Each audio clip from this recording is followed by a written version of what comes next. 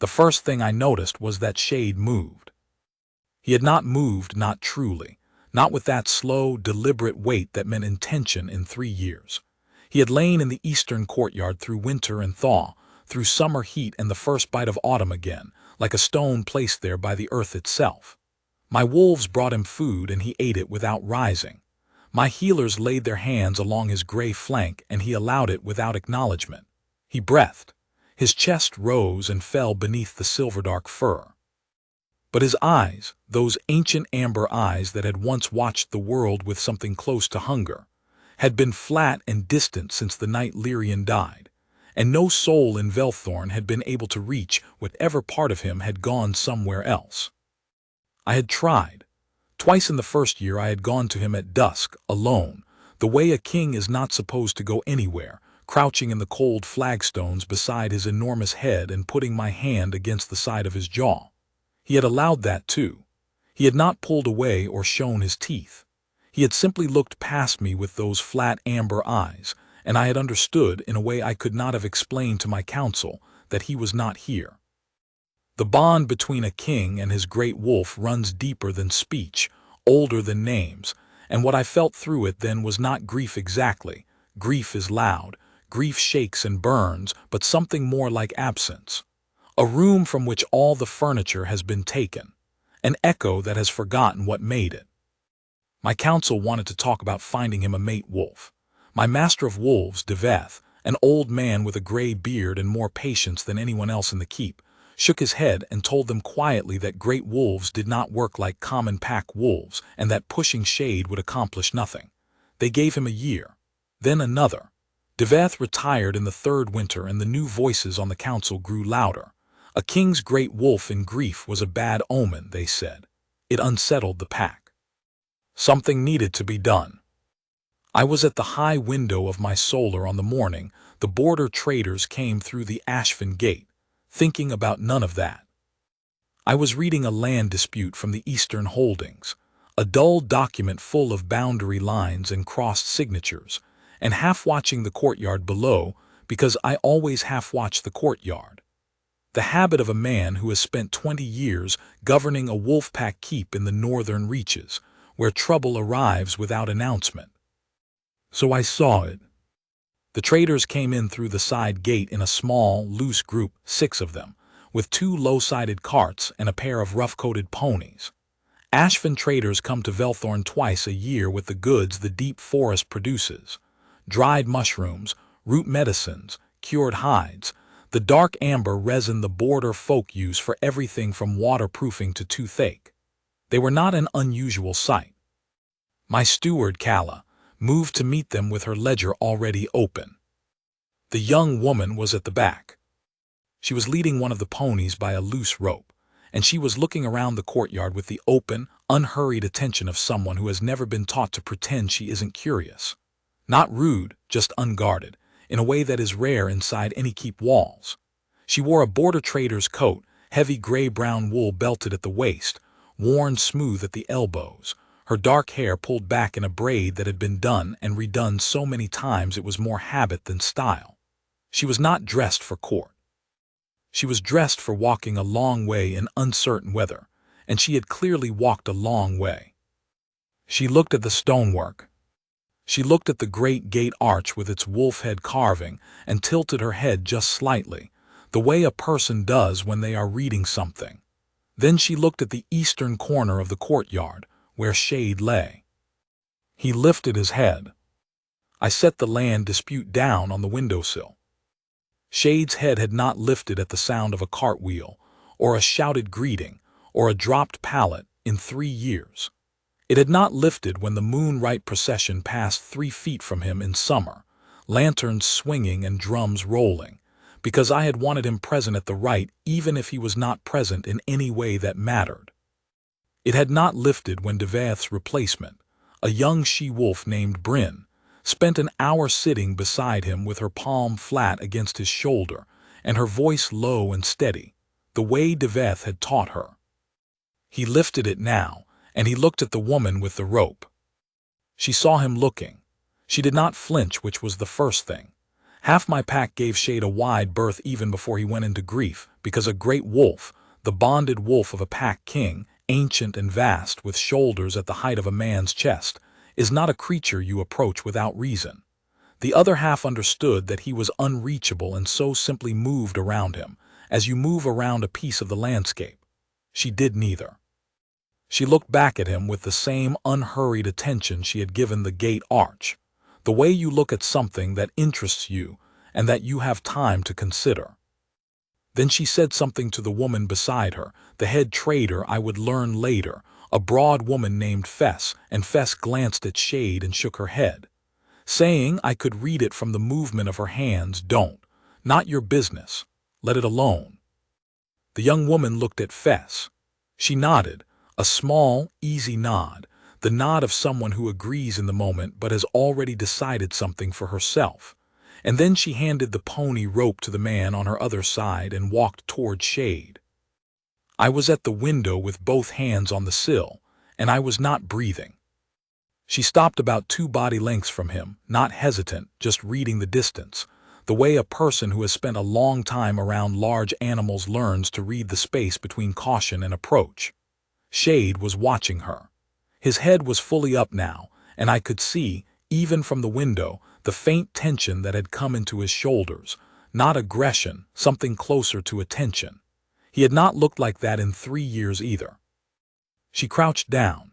She put herself at his level, which told me she knew something about large animals, and she stayed very still, her arms loose at her sides, and she waited.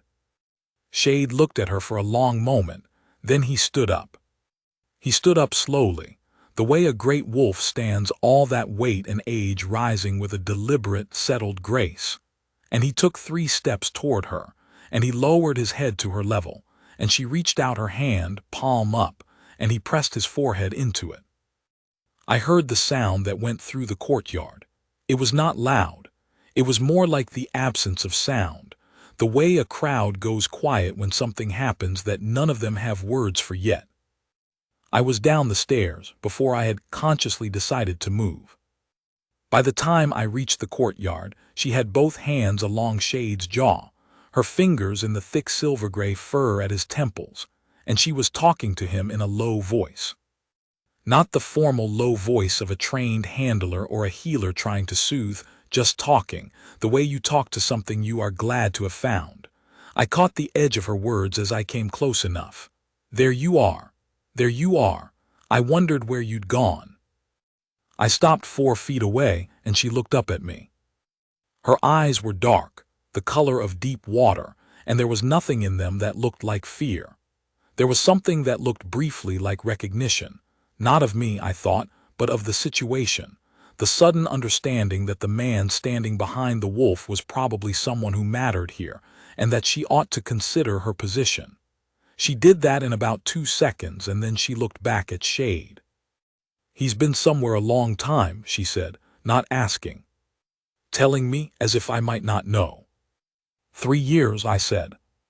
She nodded slowly. Her hands had not left his jaw. Something happened to him. "His mate died," I said. She was quiet for a moment. Then she said, "I'm sorry," and it was for the wolf, not for me, and somehow that made it the most honest condolence I had received since Lyrian's passing. Behind her, I could hear Calla trying to manage the situation, which meant Calla was standing 6 feet back and deciding whether to intervene and concluding, correctly, that she should not. Beyond her, the other traders had gone still. 2 of my pack guard had moved to the courtyard entrance, not approaching but present. My court had not yet learned what was happening because it was the middle of the morning and most of them were in their chambers or the training yard. But that would change quickly. "Who are you?" I asked. She told me her name was Wren. She was Fess's niece, she said, had been traveling this route with the trading group for the past 2 years. Before that she had lived in the deep Ashfin, in a small settlement too far from any pack territory to be counted in the pack registries. She said this without apology or explanation, the way you state a fact about a road you know well. She had grown up knowing forests better than halls, she said, and animals better than people, in the frank tone of someone who considers this a straightforward account and not a confession. I asked if she knew whose wolf she was touching. She glanced up at me. "The Alpha King's," she said. "The carving on the gate is the same as the mark on his shoulder." I looked at her for a long moment. She had read the pack sigil on the gate and matched it to the mark burned into Shade's left shoulder, the bonded wolf mark, the sign of the king's bond, without being told what either of them meant. It was a careful, quiet intelligence, the kind that lives in people who have spent a great deal of time paying attention to things that do not speak. "And you came to him anyway," I said. "He was lonely," she said simply.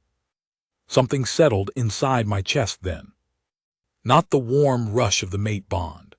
I did not know enough yet to name what I was feeling, and I would not have trusted a feeling that fast, but a kind of stillness, as if some part of me that had been braced against something for a long time had, just for a moment, remembered it was allowed to rest. I asked Calla to have rooms prepared for the trading party. I asked her to see that they were fed. I looked at Wren once more, and I said she was welcome to stay in the courtyard as long as she liked. She nodded, already looking back at Shade, and said thank you in the tone of someone who has been given permission they were not especially asking for. I went back inside. I stood in the corridor outside my solar for a long time, not going in. The court found out by the end of the morning. My counselor Merritt came to me before the midday meal with her hands folded in that particular way she had when she had something to say that she expected me to resist. Merritt was 60 years of age, had served 2 Alpha Kings before me, and had opinions about everything from trade agreements to the quality of the straw in the stable lofts. She was also, in her way, entirely loyal to Velthorn, which meant I listened to her even when she tried my patience. She told me, in a carefully level voice, that the Ashvin girl had spent the entire morning in the courtyard with Shade, that half the pack had found reasons to pass through the courtyard to look at them, and that there was talk. I asked what kind of talk. She told me. An outsider, a girl with no pack registry, no bloodline, no standing from the deep Ashvin, which most of the pack associated with rough country and rough manners, with people who lived outside pack law because they could not or would not live within it. The word she used was the one I had expected, feral. Not a wolf form insult, just the common slang for border people who hadn't been bred to pack ceremony, who didn't know the proper forms of address, who ate what they caught and wore what they could make, and had never been taught the difference between a feast hall and a kitchen. She said it the way my counsel said a great many things, not cruelly exactly, but with the flat dismissal of someone who has decided in advance that certain categories of people do not require careful consideration. I told her that the girl had woken Shade. Merritt went quiet. I told her that in 3 years, no healer, no handler, no trained wolf-bonded packmate had been able to reach him, and a border trader's niece from the deep Ashvin had walked up to him and put her hands on his face, and he had stood up. And I would like everyone in this keep to consider what that meant before they decided what to say about her. Merritt considered me for a moment. Then she said, carefully, that it was a remarkable thing, but that a wolf's grief was not always a reliable guide to, she chose her word, suitability. I told her I was not discussing suitability, I was discussing hospitality. She left, and I spent the afternoon in the training yard, which is where I go when I need to think and cannot sit still. Here is the thing about the bond between a king and his great wolf. It runs in 2 directions. What Shade feels, I feel, not directly, not like reading words on a page, but in the way a change in the temperature of a room tells you that a door has opened somewhere. For 3 years I had felt that flat, gray absence, and I had carried it alongside my own grief. Not the same weight, but near enough that some mornings I could not have told you which was mine and which was his. That afternoon, something was different. It was not warmth exactly, more like warmth's possibility, the slight increase in temperature that means a fire has been laid somewhere in the house, even if you haven't yet reached the room it's in. I did not tell anyone about it. I finished my training, took my meal, listened to the evening reports, and did not go to the courtyard. I went to the courtyard at dusk. She was still there. Shade was lying down again, but differently.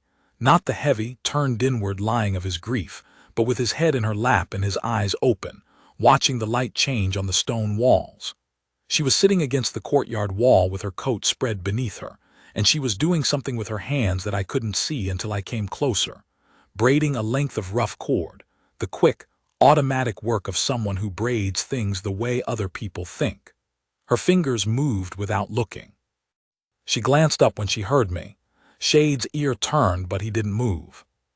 "You're still here," I said. "The light's good at this hour," she said. "And he doesn't want me to go yet." "How do you know what he wants?"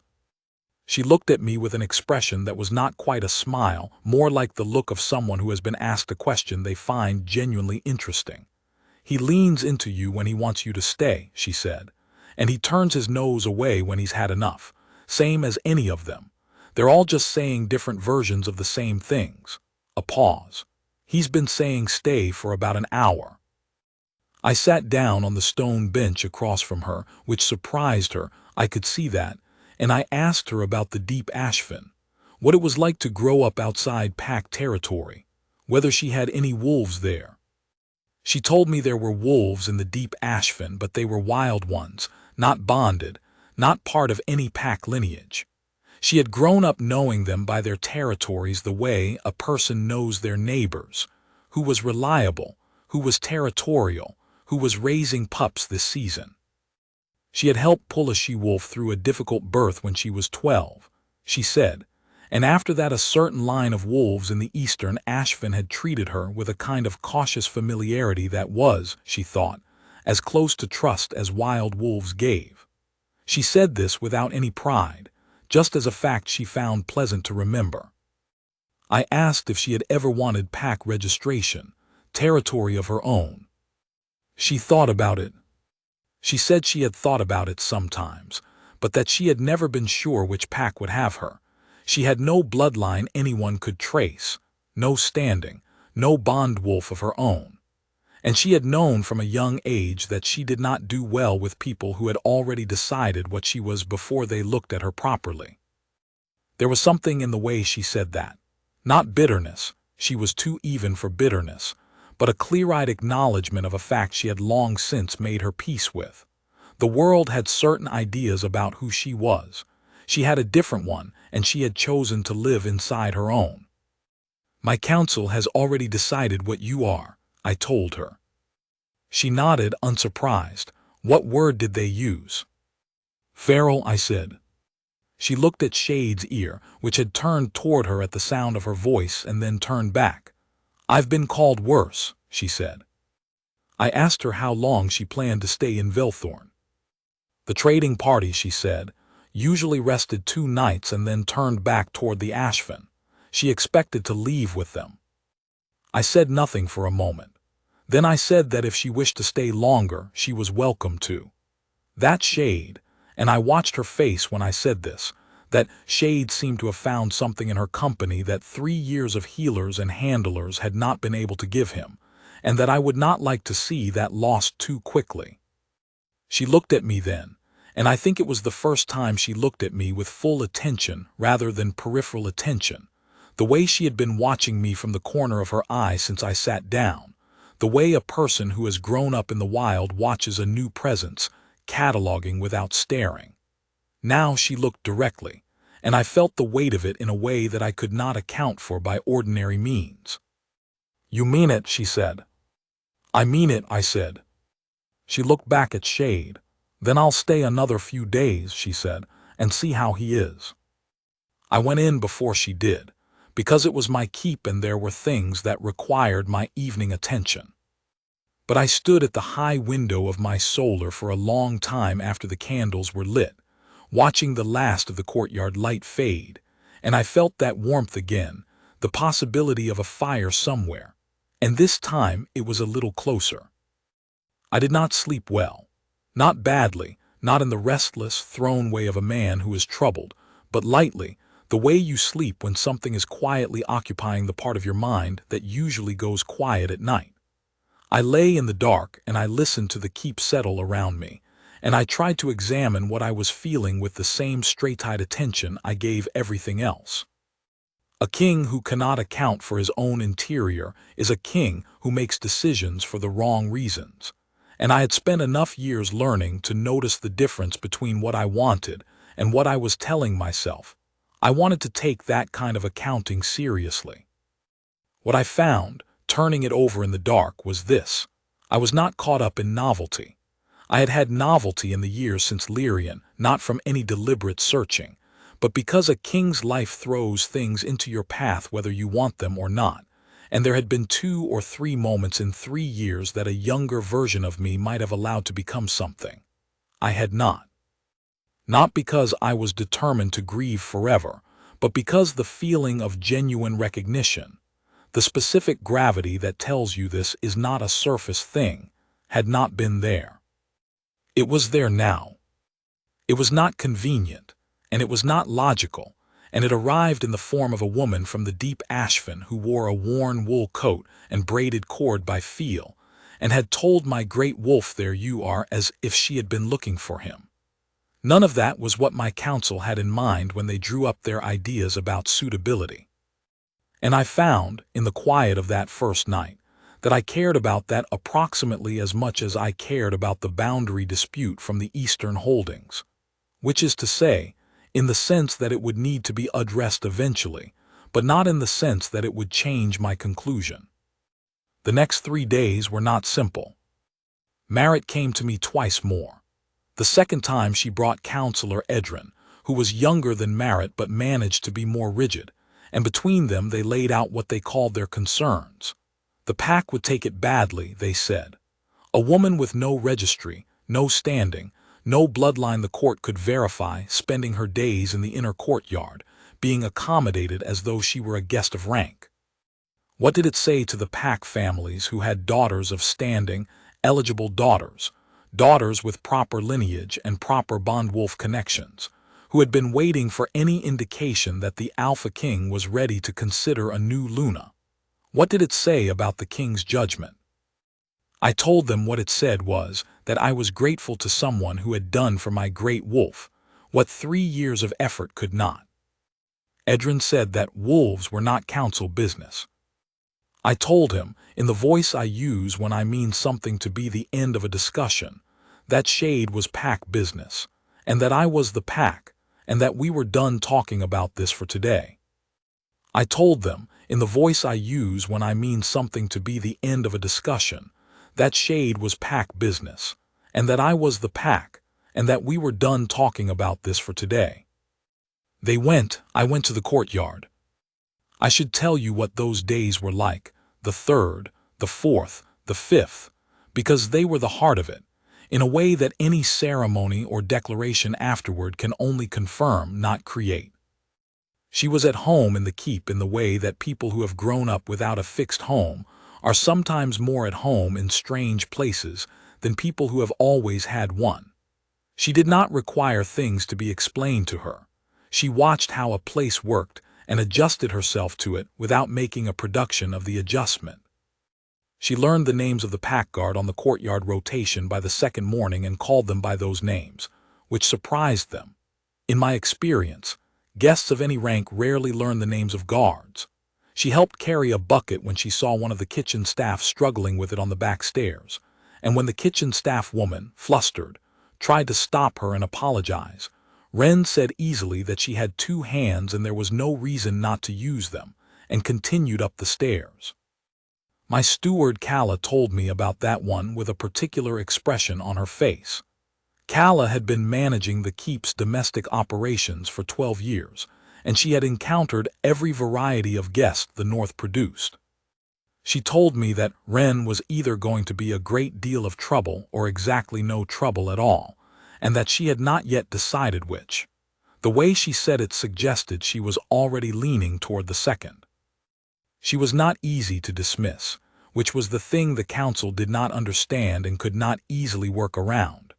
They had decided what she was: rough, unregistered, unsuitable, and she did not perform suitability, did not try to revise herself for their comfort, did not wear different clothes or speak more carefully around the court. But she was also not confrontational. She simply existed at a consistent level of herself, moving through the keep with her open, unhurried attention, saying what she thought when she thought it, and being quiet when she had nothing to say. There is a particular kind of composure that comes from having spent a long time accountable only to yourself and the natural world, and she had it in abundance. It was not confidence exactly. She was not performing anything. It was more like the deep steadiness of someone who knows their own weight and does not need to prove it. The pack watched her.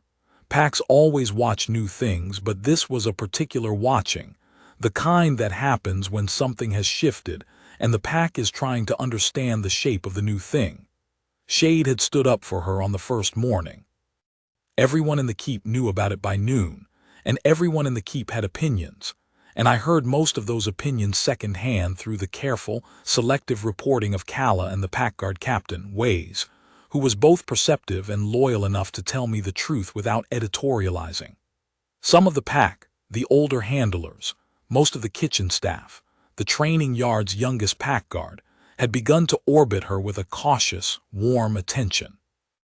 Others, mostly the court families, the ones who had daughters with good bloodlines and proper registries, were maintaining a careful, pointed distance.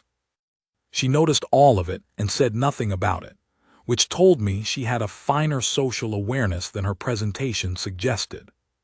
She was not oblivious to the distance the court families kept. She had simply decided, as she had decided about a great many things in her life, that other people's difficulty with her existence was their difficulty to carry, and she would not spend her own energy carrying it for them. She had, however, made one quiet, unannounced alliance that I learned about from Kala on the fourth day. The youngest of my pack guard, a girl of 18 named Tess who had been transferred to courtyard duty as a kind of lateral punishment for arguing too openly with a senior officer, had apparently taken it upon herself to explain to Wren how the keep's various courtyards connected, which doors were locked at which hours, and which of the kitchens would provide food without much official documentation if you arrived at the right time of morning.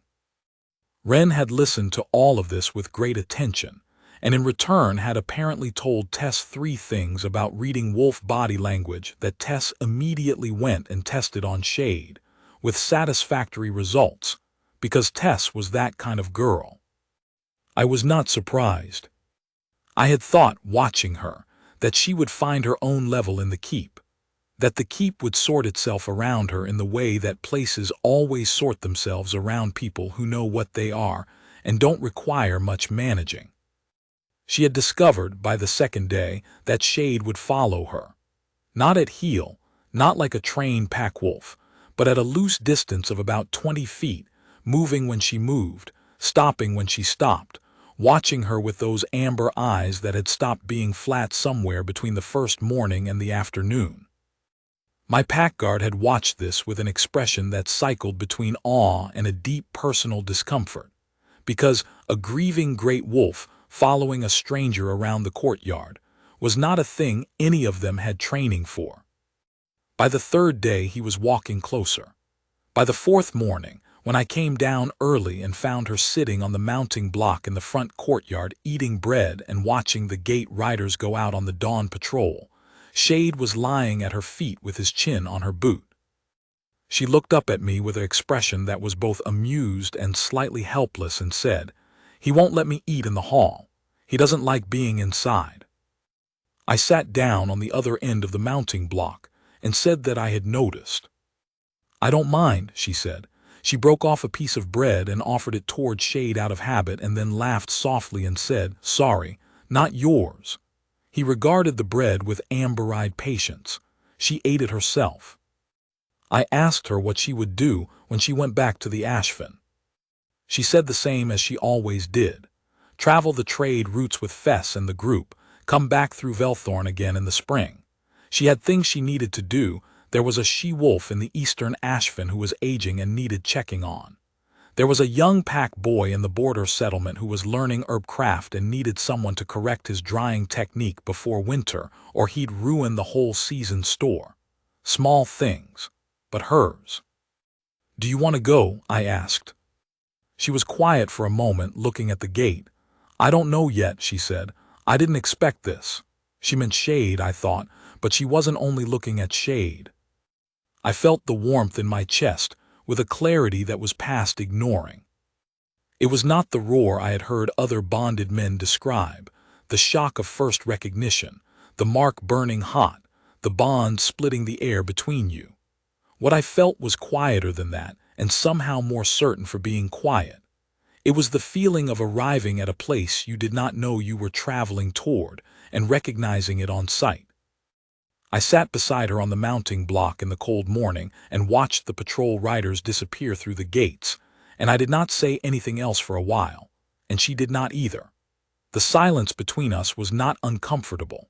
She was easy to be quiet with, not in the way of someone who has gone inward, but in the way of someone who is content in the present moment and does not feel the need to fill it with words just to prove they are there. I had not been easy to be quiet with for 3 years, I thought. Something about grief makes silence into an enemy. It fills up with the wrong things. I sat there in the cold courtyard and felt the quiet settle around us like the first good sleep after a long illness, and I thought, this too. This is part of it.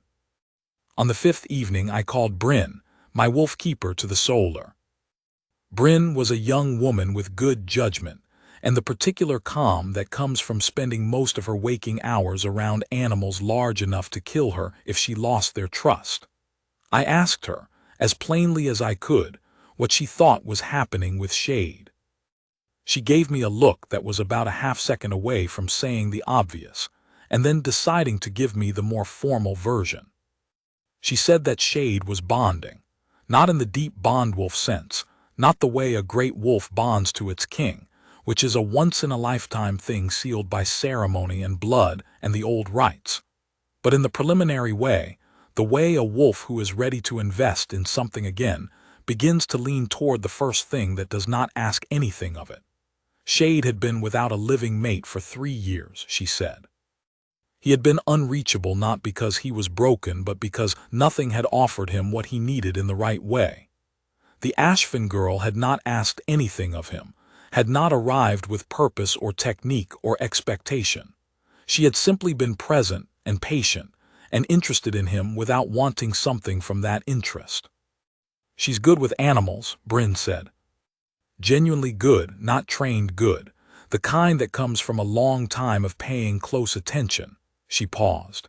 "He follows her like she belongs to the keep." I said I noticed. Bryn gave me a careful look. "Is she leaving?" I said I didn't know.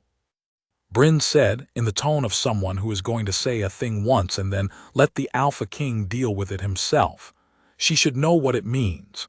If he's bonding toward her and she leaves, it's not nothing. He'd feel it." I thanked her and she went. I sat in my solar with that for a long time. What Bryn was telling me was true, and it raised a question I had been circling for 5 days without being willing to land on it. Shade was a great wolf, the king's wolf, and his bond wolf mark was on my shoulder as surely as the pack sigil was on the gate.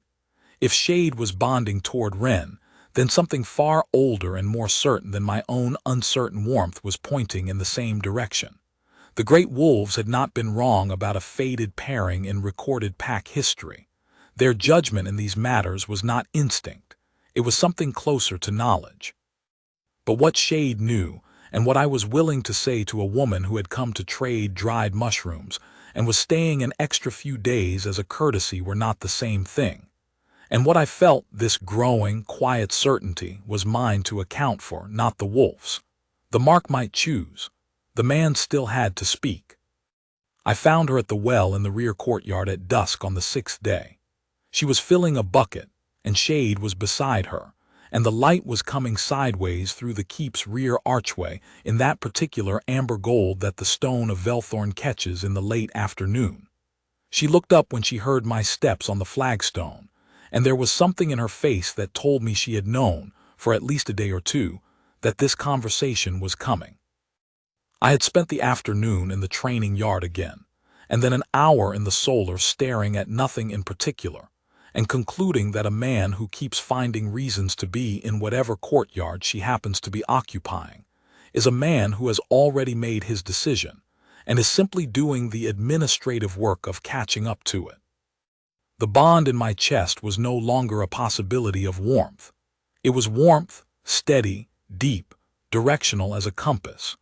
It had been pointing at her since the first morning, and I had spent 6 days being careful and considered about it, and there was not a great deal more careful and considered I could manage before careful and considered became something closer to cowardice.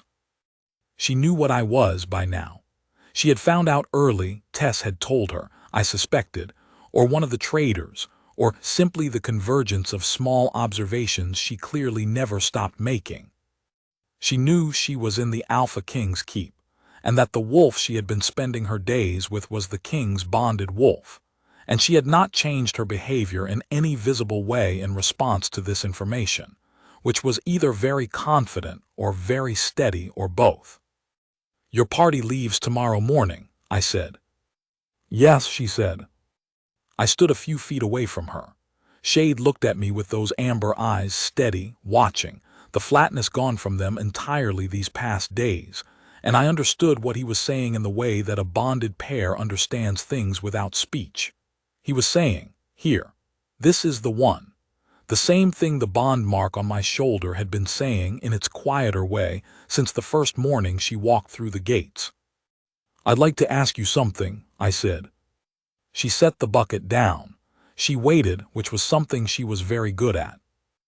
I told her what Bryn had told me about Shade, because she deserved to know it. I told her what it meant for a great wolf to begin bonding towards someone, that it was not a casual thing, not a preference or a habit, but the first movement of something that would deepen and become a permanent investment if it was allowed to. I told her that in the history of Velthorn's great wolves, the bond wolf's choice and the king's mate had never been different people, that the old rites understood this, and that I was telling her all of this because I was not willing to lay any of it on her without her understanding what she was being asked. She was quiet for a long time. Then she said, "And what are you asking?" "I'm asking if you would consider staying," I said. "Not as a trader's courtesy, not for Shade, though Shade is part of it. I'm asking if you would consider, at your own pace, with no pressure and no ceremony until you're ready and not a moment before, if you would consider whether what is growing between us is what I think it is." She looked at me with those dark, deep-water eyes. "What do you think it is?" I said I thought it was the bond, the faded kind, the kind that does not have a sensible explanation and does not need one. I said I had felt it since the first morning, and that I was asking her rather than assuming because she was not my subject or my court's property or a candidate at a right. She was a person who had come here freely and could leave freely, and the only thing I wanted from her was the freely given choice. She was quiet again. I did not push into the silence. "Your counsel thinks I'm feral," she said. "My counsel's opinion of you is incorrect," I said, "and I'll be very clear about that. The pack will talk. The pack will adjust," I said. "That has always been true about change, and the pack at Velthorn has survived greater adjustments than a king who knows his own mind." She looked at Shade. Shade was looking at her with a patient, amber steadiness that I recognized. It was the look he used to give Lyrian when he was waiting for her to do the thing she had already clearly decided to do. He had that look back. The thought of it made something in my chest that was not quite grief and not quite joy, but lived near both of them. "I've never wanted to be a Luna," she said. "I've never thought about it. I grew up outside all of that." "I'm not asking you to want to be a Luna," I said. "I'm asking you if you want me. Everything else is just the shape of what follows." She looked at me for a long time. I held still, the way she had held still in front of Shade on that first morning, not performing patience but genuinely giving her space to think, because she was worth waiting for, and because I knew, with the deep, settled certainty that had been growing in me for 6 days, that she would say what she actually thought and not what she imagined I wanted to hear. She was entirely incapable of that kind of performance, and it was one of the things about her that made every moment in her presence feel like standing in clean air after a long time in a closed room. "Yes," she said, "I want you," a breath. "I don't know what I'm doing, but yes." Something in my chest unlocked like a door that has been stuck for a long time, and then yields all at once with no resistance. Shade stood up.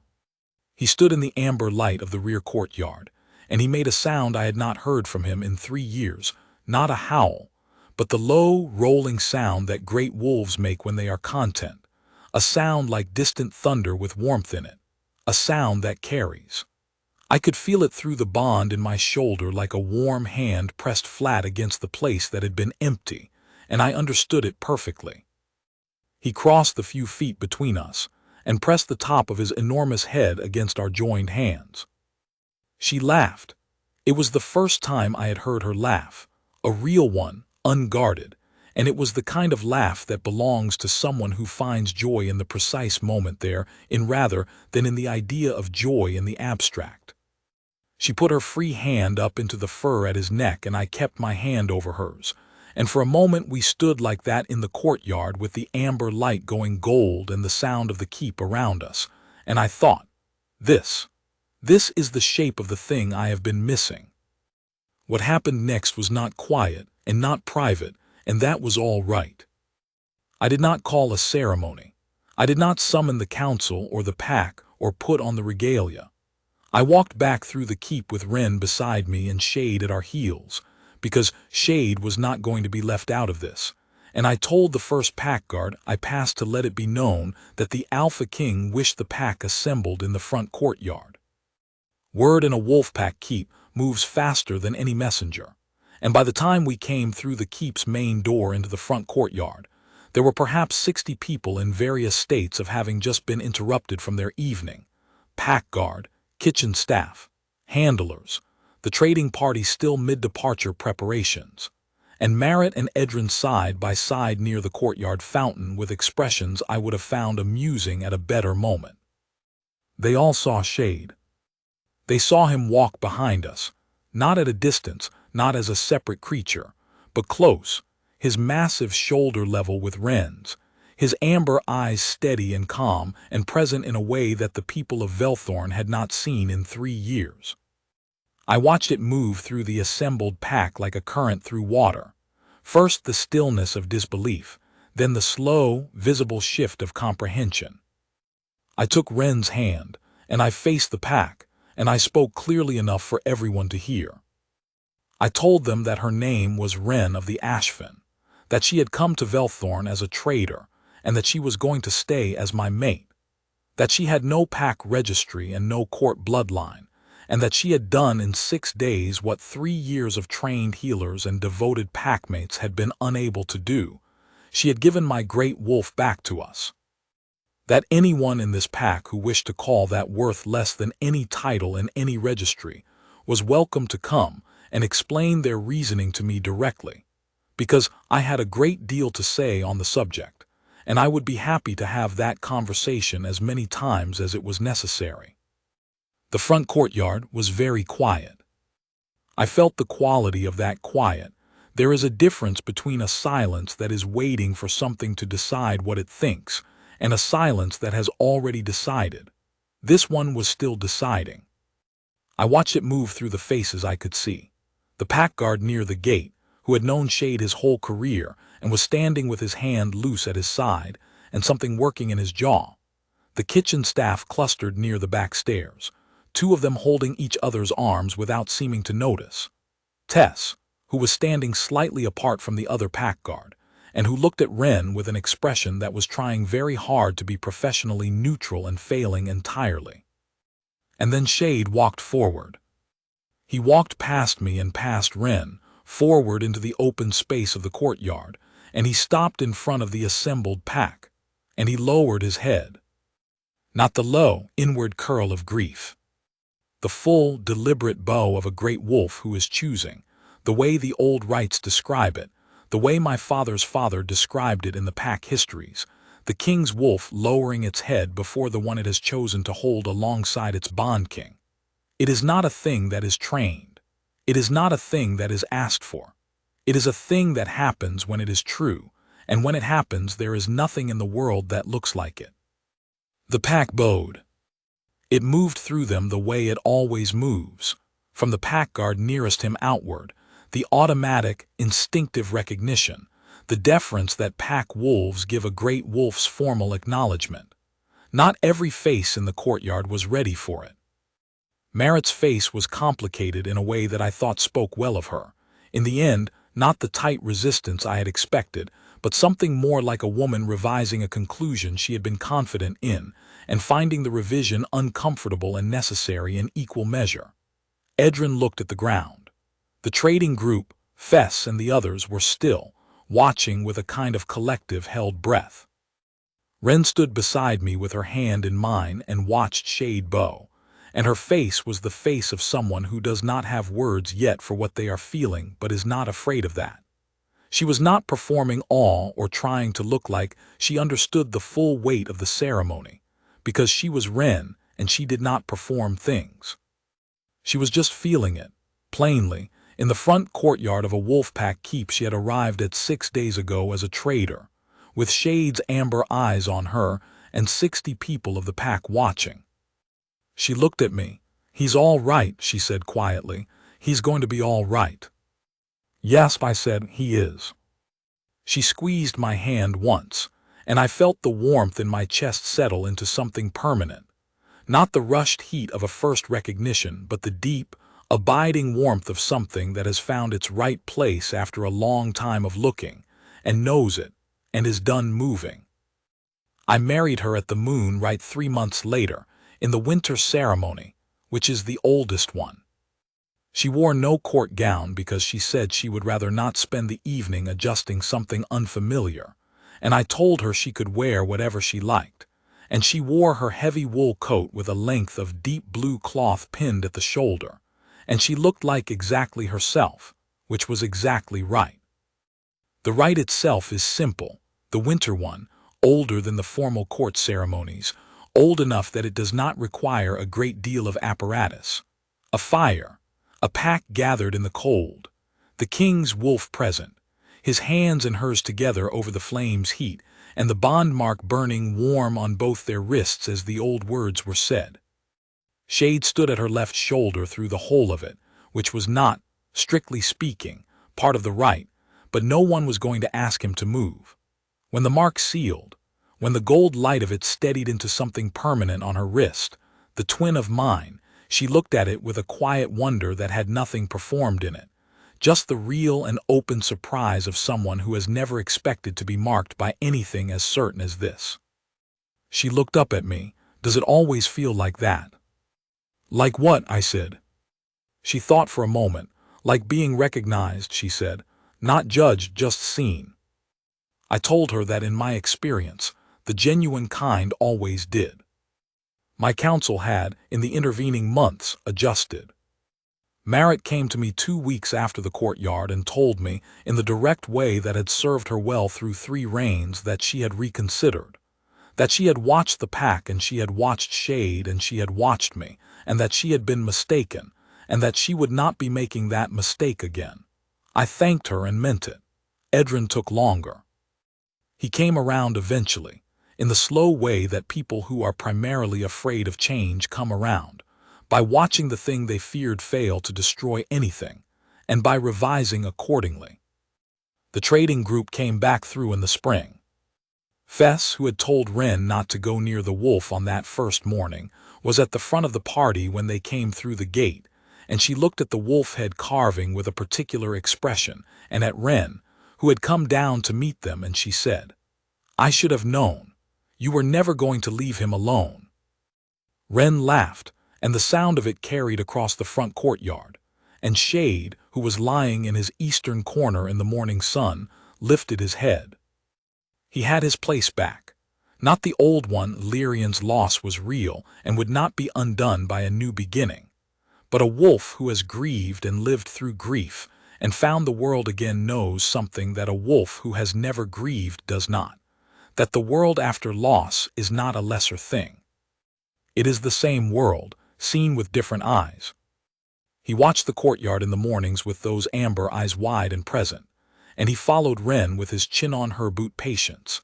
And sometimes in the evenings I would come down and find them both in the rear courtyard in the last of the light, her braiding her cord and him watching the gate arch. And I would sit beside her, and she would lean her shoulder against mine and not say anything, because she had grown up in the deep ashfen where you learn to let good things be good without picking at them. That is how she lives. That is how she has made the keep live in the 2 years since. There is nothing in Velthorn that is not somewhat different for her presence, not in a dramatic way, not all at once, but in the way that clean air and an open window changes a room you have been in too long. The pack that called her feral learned, the way packs learn, by watching what happened and revising what they thought they knew. She never required them to. She simply moved through the keep the way she moved through the ashfen, paying careful, genuine attention to what was actually there, not to what she had decided she would find, and they found themselves revised.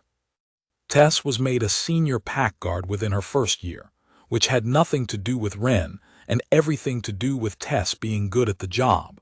But Wren went to Tess's promotion ceremony in the training yard, and Tess stood up a little straighter than she might have otherwise.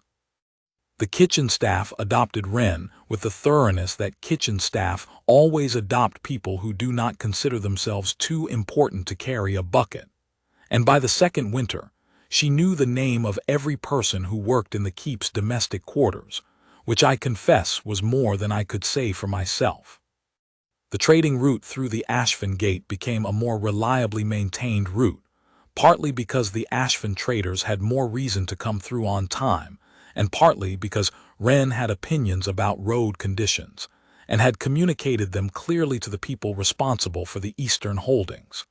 The Herbcraft stores at Velthorn improved markedly.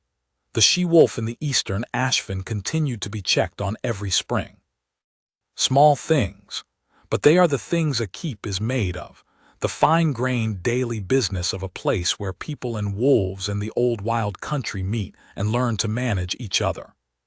She understood that in a way I had not always understood it, in the way someone who has lived on the edge of all those things, between the tame and the wild, between pack and wilderness, between ceremony and the bare honest fact of a creature that needs tending, understands by necessity rather than study.